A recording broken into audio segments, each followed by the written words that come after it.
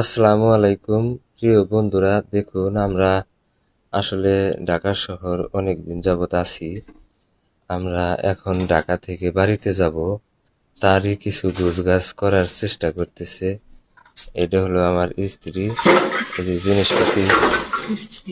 জিনিসপাতিগুলো এই যে গুছাইতেছে। এখন ঢাকা শহরে একজন মানুষ কাজবাজ করি, তাইলে একজনের কাজবাজের টাকা পয়সা দিয়ে তো সংসার চলে না। তো এখন হ্যাঁ, ফালাই দেয়, ওটা ময়লা হইলে ওটা দিয়ে আর কি হইব। হ্যাঁ, তো তাই চিন্তা ভাবনা করছি আমরা যেহেতু আর চাকরি বাকরি নাই, তাহলে আমরা আর ঢাকা শহর থেকে কি করবো, বাড়িতে যাই এখন যেটাই কাজ কাম করি।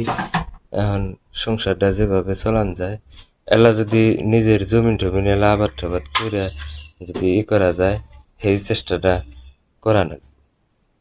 তাই আমরা এলে গুছ গাছ করতেছি, দেখি দু একদিনের ভিতরেই বাড়ির দিকে রওনা দিব আর কি।